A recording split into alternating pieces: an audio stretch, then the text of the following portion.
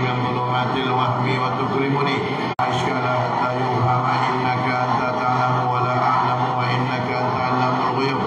اللهم صل وسلم وبارك على مولانا محمد وآله النور المذهب للنسيان بنوره في كل لمحة ونفس عدد ما وسع علم الله. اللهم صل على سيدنا محمد الفاتح لما أغلق والخاتم لما سبق ناصر الحق بالحق والهادي إلى صراطك المستقيم وعلى آله وصحبه حق قدر مقداره العظيم. نويت التعلم والتعليم والتذكر والتذكير والنفع والانتفاع والإفادة والاستفادة والحث على التمسك بكتاب الله سنة رسوله والدعوة إلى الهدى والدلالة على الخير ابتغاء مرضات الله وقربه وثوابه سبحانه وتعالى.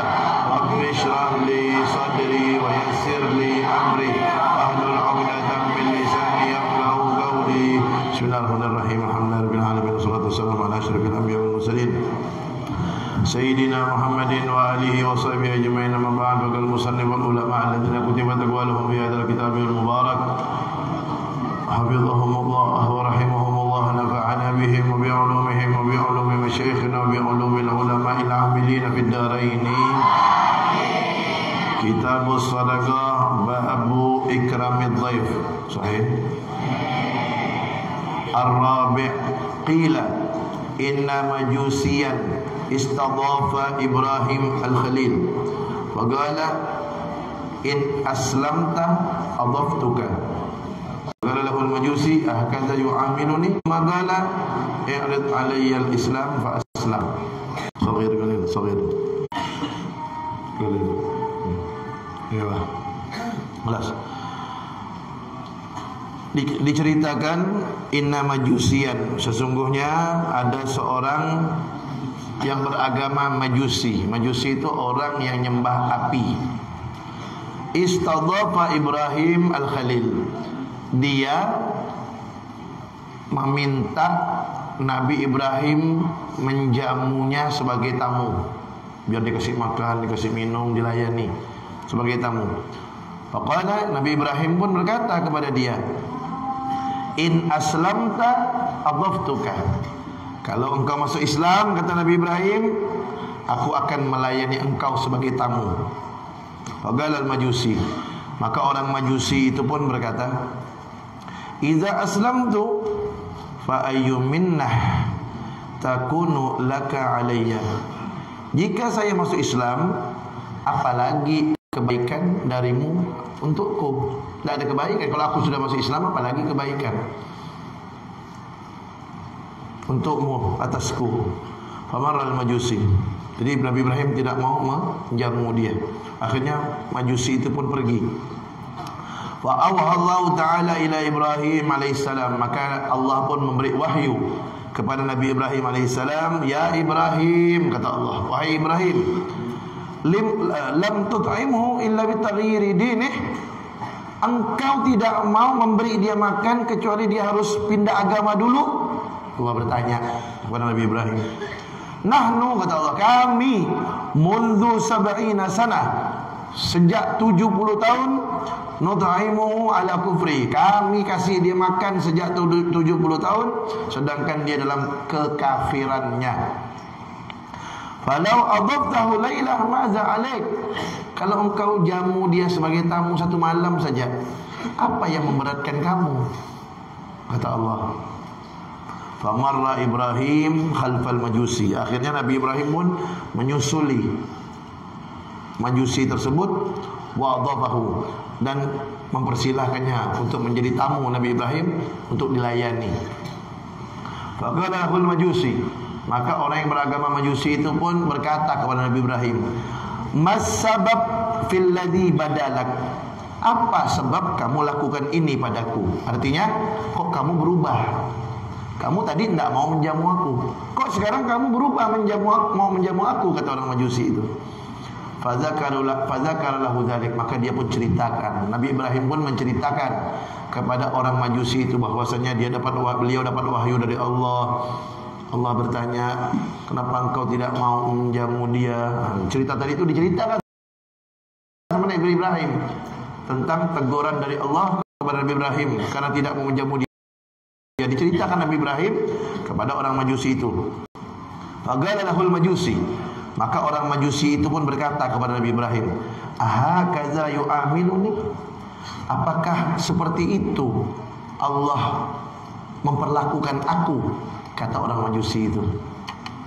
Tumagala, kemudian orang Majusi itu berkata, i'rid alayyal Islam, sodorkan kepadaku Islam.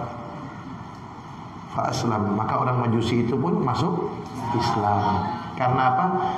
Karena Allah menyuruh Nabi Ibrahim untuk menjamu dia walaupun dia bukan orang Islam. Jadi dia merasa dia bukan orang Islam, dia bukan orang yang beriman kepada Allah, dia bukan orang yang menyembah Allah, tapi Allah masih memberi dia makan dan menyuruh Nabi Ibrahim suruh menjamu dia. Jadi dia merasa dimuliakan oleh Allah, padahal dia kafir, tak beriman, tak menyembah Allah, tapi Allah masih kasih dia makan. Allah nyuruh Nabi Ibrahim untuk menjamu dia. Dia merasa dimuliakan oleh Allah. Akhirnya dia pun masuk Islam karena kedermawanan Allah Subhanahu wa taala. Nah, ini referensinya kitab Ar-Risalah Al-Busyairiyah. Al-khamis, yang kelima, la yanbaghil israf illa fi mas'alatain. Tidak pantas untuk boros kecuali dalam dua perkara. Al-awwal, yang pertama, as-shadaqah, bersedekah. Al-thani, yang kedua, ikramud dhaif, memuliakan atau menghormati tamu. Wa zada ba'dhum, dan sebagian ulama menambahkan yang ketiga, al-istinja, ketika bersuci dari hadas kecil atau hadas besar. Lebihkan, artinya biar jangan sampai tidak suci dari najisnya. Istinja, membersihkan najis. Ketika istinja, membersihkan najis. Nah, bukan mensucikan hadas dari hadas kecil hadas besar, itu wudu dan mandi wajib. Istinja ini membersihkan kebo. Nah, itu berlebih-lebihan. Lebihkan memakai air, artinya biar betul-betul bersih. Jadi la yanbaghi israf illa fi mas'alatain, tidak pantas, tidak seyogianya boros kecuali dalam dua perkara, as-shadaqah, bersedekah. Kemudian az-zani, ikramud dhaif, memuliakan tamu. Wa zada ba'dhum, sebagian ulama menambahkan al-istinja, yaitu bersuci, cebok.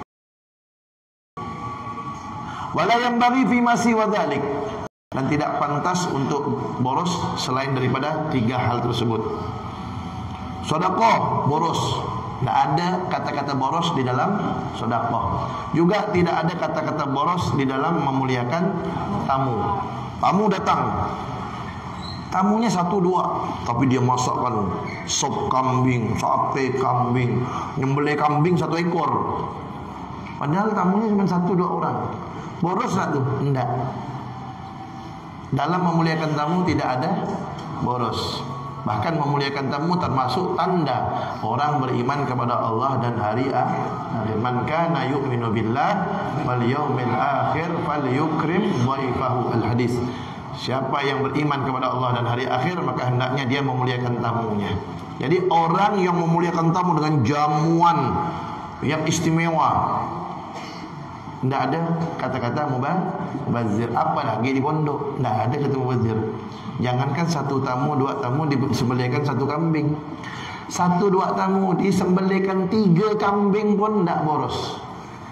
Kenapa? Karena ada PAM, pasukan anti mubazir, yang sudah siap menanti keberkahan-keberkahan para ulama dan para tamu yang tidak dihabiskan oleh mereka,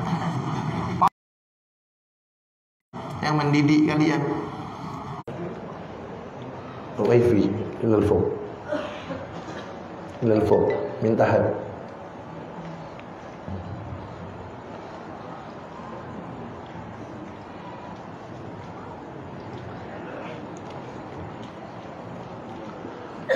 As-sadis, yang ke-6,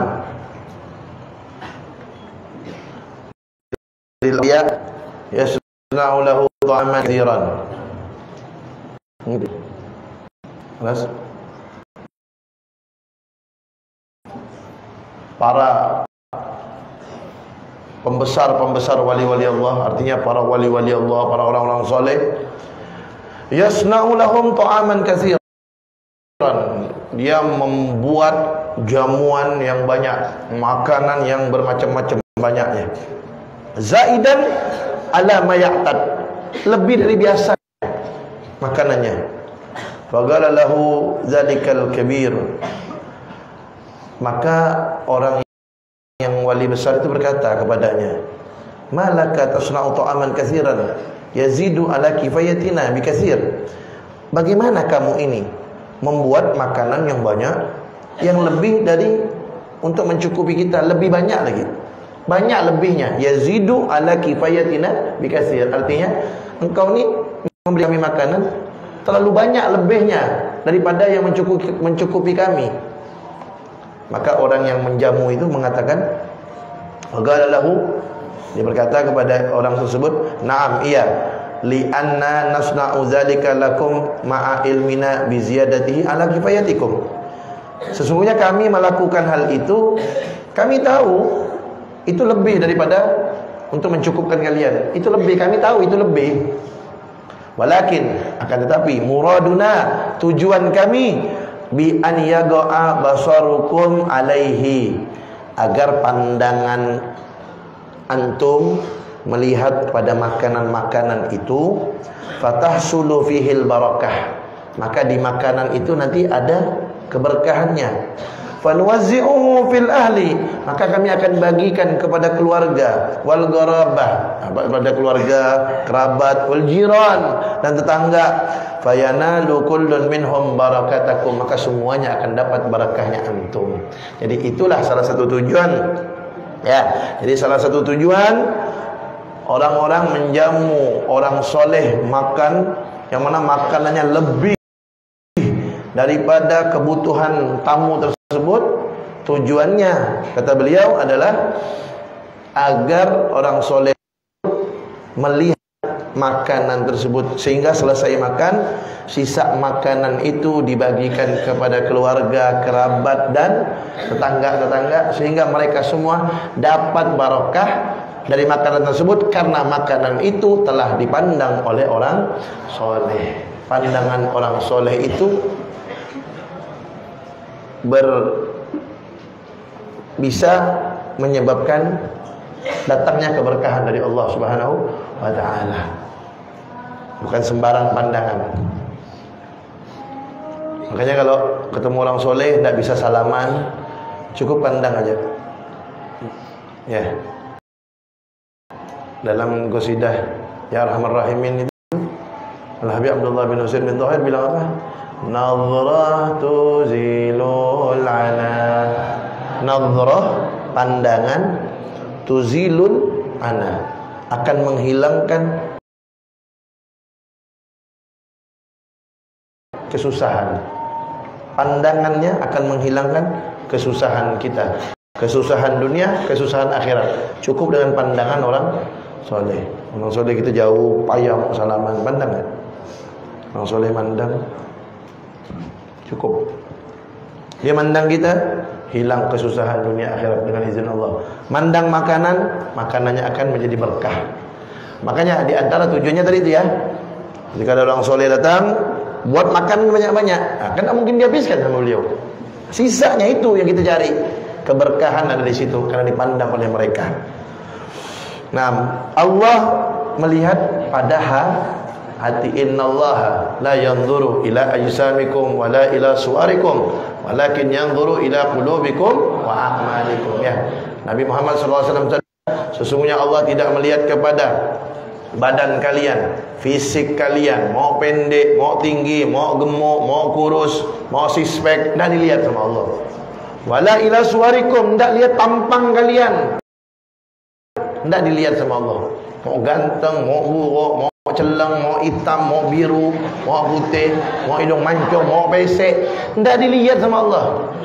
Walakin yanzuru ila qulubikum, kan, tapi Allah melihat kepada hati kalian. Wa a'malikum, dan amal kalian. Nah, Allah melihat hati orang soleh, bercahaya hati mereka. Akhirnya cahaya orang soleh tersebut, hati orang soleh tersebut yang dilihat oleh Allah cahaya, sehingga cahaya hati orang soleh yang menunjukkan pandangan itu, hatinya yang bercahaya itu, cahayanya menyebar kemana-mana, menyebar ke mata mereka, menyebar ke tangan mereka, menyebar ke mulut mereka, sehingga orang soleh melihat berkah. Kenapa? Pancaran dari hati mereka yang dilihat oleh Allah dengan pandangan rahmat, yang mana rahmat pancaran tersebut ngalir ke mata mereka, mata mereka pun memancarkan berkah. Ngalir ke tangan mereka celup ke air, berkah. Ngalir ke ludah mereka tiup ke air berkah. Kenapa? Karena hatinya dapat rahmat, dipandang oleh Allah dengan pandangan rahmat, sehingga memancar kemana-mana. Makanya ada orang soleh duduk, kita duduk di situ. Kenapa? Badan dia itu ada berkahnya. Orang soleh pakai sendal, kita bawa sendalnya itu ada berkahnya. Makanya sebagian ulama mengatakan orang soleh itu yang paling berkah adalah sendalnya. Kenapa yang paling berkah sendalnya? Karena sendal itu menahan seluruh anggota badannya. Ayo, orang soleh berjalan kan pakai sendal. Semua anggota badannya dari atas sampai bawah ditahan oleh sendal. Kalau kepala ya, kopiah, kan kepala saja. Ya. Kalau badan, kalau baju koko, badan saja. Kalau sarung dari pusar ke bawah saja. Tapi kalau sendal dari ujung rambut sampai ujung kaki ditahan oleh sendal. Makanya paling barokah orang soleh itu ada pada sendalnya. Sebagian ulama bilang begitu. Nah, kemudian, nah ini pelajaran nih aulad. Nah, jangan jadi orang pelit. Ini kalau ada tamu, jamu. Insya Allah. Dan ada cerita, ada orang istrinya tak suka tamu, suaminya suka tamu, istrinya tak suka. Akhirnya subhanallah diperlihatkan oleh Allah, setelah tamu pulang dari rumah dia, itu tamu di belakangnya diikuti oleh ular, kalajengking, dan binatang-binatang berbahaya lainnya. Jadi artinya tamu itu datang bawa rezeki, pulang bawa bencana dari rumah itu. Pulang bawa bencana, datang bawa rezeki. Makanya itu tamu. Cuman kita jadi tamu sadar-sadar diri. Memang tamu itu datang bawa rezeki, pulang bawa bencana. Cuman sadar-sadar di tengok-tengok lah, kira-kira pas tak waktunya untuk bertamu. Nah, tengok-tengok waktunya. Nah, kemudian as-sabi', jadilah orang yang abgari, orang yang cerdas. Oh, ini waktunya pas nih untuk bertamu, ada tamu. Oh, ini tak pas untuk bertamu, tak enak nih, jangan datang.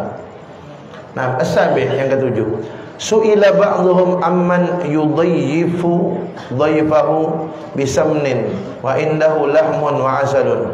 Faqala dzalika ar-rajul la yu'minu billahi wal yawmil akhir.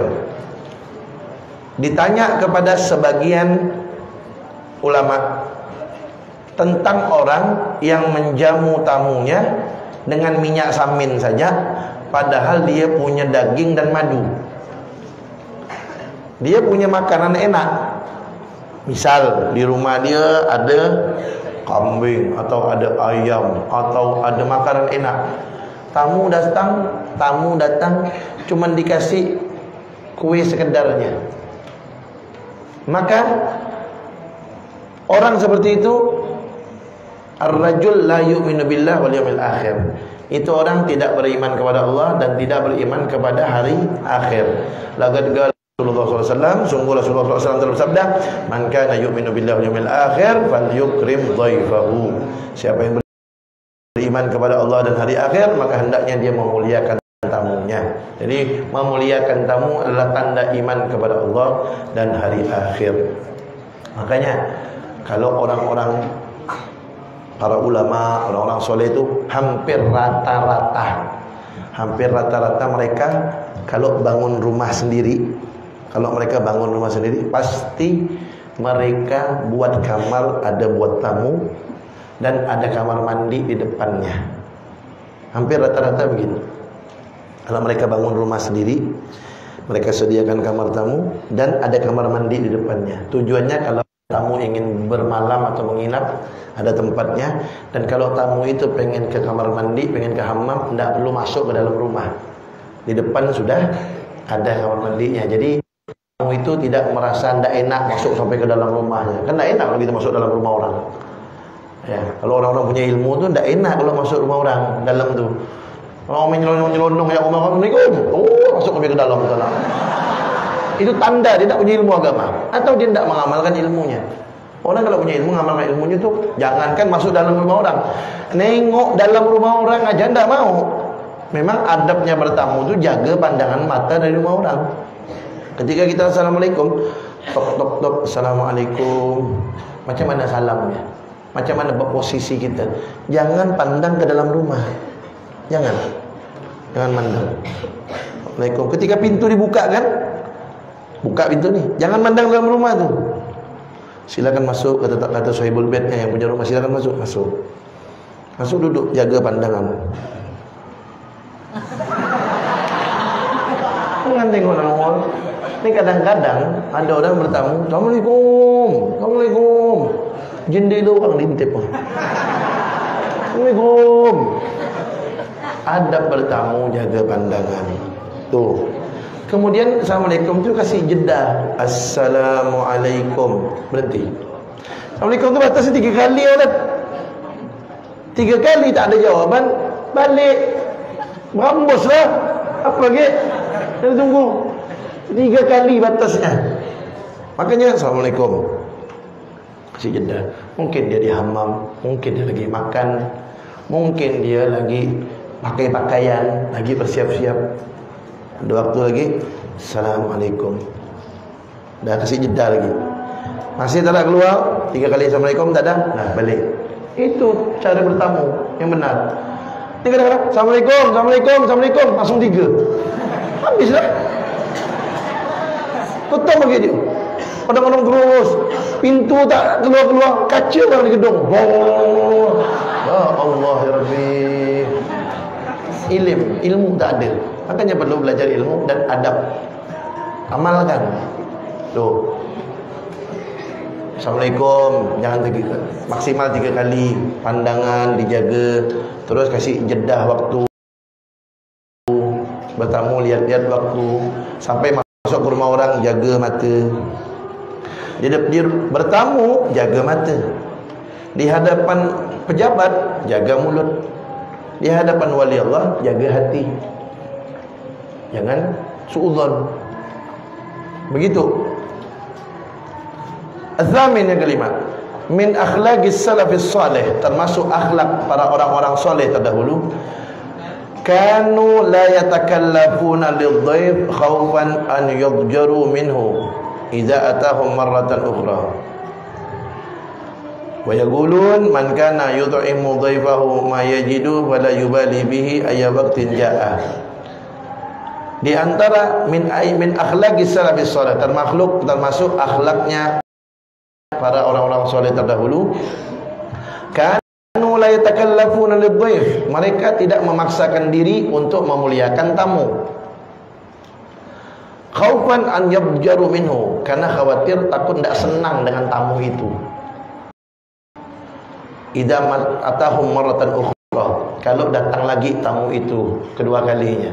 Jadi mereka kalau datang tamu, mereka tidak mau maksakan diri. Yang tidak ada sampai mereka minjam-minjam pun tidak mau mereka itu. Jadi seadanya, yang ada mereka keluarkan, yang tidak ada mereka tidak mau memaksakan diri. Kenapa? Takutnya kalau mereka memaksakan diri, tidak senang dengan tamu itu kalau nanti datang sekali lagi. Wayaqulun, dan mereka berkata, man kana yut'imu dhaifahu ma yajidu, barang siapa yang memberi makanan atau jamuan kepada tamunya apa yang dia miliki, fala yubali bihi ayya waqtin jaa, maka dia tidak akan peduli kapan saja tamu itu datang, boleh-boleh saja. Jadi kalau dia menjamu tamu, dengan apa yang dia miliki saja, maka setiap saat dia bisa menerima tamu dengan senang hati. Kenapa? Tidak ada terpaksa. Kalau terpaksa, nanti ketika datang tamu, ujung-ujungnya dia menerimanya dengan tidak enak hati, karena memaksakan diri. Yang tidak ada, diada-adakan. Jadi intinya, ketika kedatangan tamu, apa yang kita mampu kita keluarkan. Yang tidak mampu, ya udah tidak usah dipaksa. Biar ketika tamu itu datang, kita tetap dengan senang hati melayaninya. Nah, atas yang ke-9, yambaghi lisyakhsi an yufarriqa mawdi'an min baitihi. Sepantasnya bagi seseorang untuk mengosongkan dua tempat di rumahnya. Mawdi'an lidhuyuf wal ghuraba, tempat untuk tamu dan orang-orang asing yang mau datang. Wa mawdi'an li majlisil ilmi, dan satu tempat lagi untuk majlis ilmu. Imma huwa yudarris bihi, boleh dia mengajar di tempat itu, au yad'u man yasluhu lidzalik, atau dia memanggil orang yang bisa untuk mengajar ilmu agama. Jadi sepantasnya orang kalau buat rumah, khususkan ada dua tempat. Satu untuk tamu, satu untuk majlis ilmu. Kalau bisa dia yang ngajar, dia. Kalau tidak bisa, panggil orang untuk mengajar. Itu salah satu kebiasaan orang-orang soleh di dalam menata rumahnya. Nah, wallahu a'lam bishawab. Mana yang di barnamij. Bismillahirrahmanirrahim. Ya Rabbana a'tarafna bi annana a'tarafna wa annana asrafna ala ladha ashrafna fatub alaina tawbah tagsillu kulla hawbah wastur lana al-awrati wa aminir rawati waghfir Rabbi wa mauludina wal ahli wal ikhwani wa sairil khillani wa kulli zi mahabbah aw jiratin aw suhbah wal muslimina ajma amin Rabbi isma fadlan biktisabin minna bil mustafa rasuli adha bi kulli suli bil mustafa adha bi kulli suli bil mustafa rasuli صلى وسلم ربي عليه عد الحب وآله وصحبه عدد طش الصحب والحمد لله في البدء والثناء حمدا كثيرا دائم محبة النسائم. بسم الله الرحمن الرحيم. الفاتحة إلى حضرة النبي سيدنا محمد صلى الله عليه وآله وصحبه وسلم وإلى أرواح آبائه وإخوانه من الأنبياء والمرسلين جميع الصحابة والتابعين ومن تبعهم بإحسان يوم الدين ثم إلى أرواح الأربعة الأئمة المجتهدين ومقلدهم في الدين والعلماء العاملين والفقهاء المحدثين والقراء المفسرين سادة الصوفية المحققين وإلى أرواح أولياء الله أجمعين خصوصا منهم سيدنا الإمام المهاجر إلى الله أحمد بن عيسى السلفي المقدم محمد بن علي عليه وسلم وبرم جميع ساداتنا العالمين ثم إلى روح الحبيب حسن محمد بهار حسين محمد علي الملك جميع مشايخنا صلى الله عليه ثم إلى الحبيب ثم إلى روح أمي شريف أبصر بن عمر الكريم محمد عمر بن أبي بكر المطهر ثم إلى روح الحبيب حسين محمد الكريم بن عبد الرحمن بن حسين الكريم بن عبد الرحمن بن ثم إلى روح الحبيب صالح بن الحداد وابن الحبيب مصطفى بن صالح الحداد وزوجتيهما ثم إلى الشريف الرضي بن عبد الرحمن البيت ثم إلى أرواح واذكروا أمواتكم.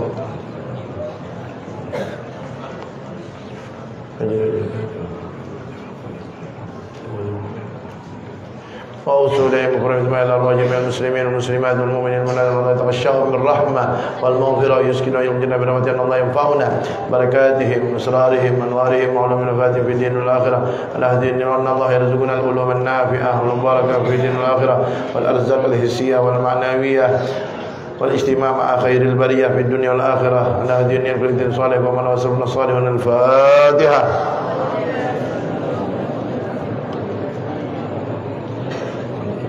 Bismillahirrahmanirrahim. Subhanallah wa bihamdik, asyhadu an la ilaha illa anta astaghfiruka wa atubu ilaik.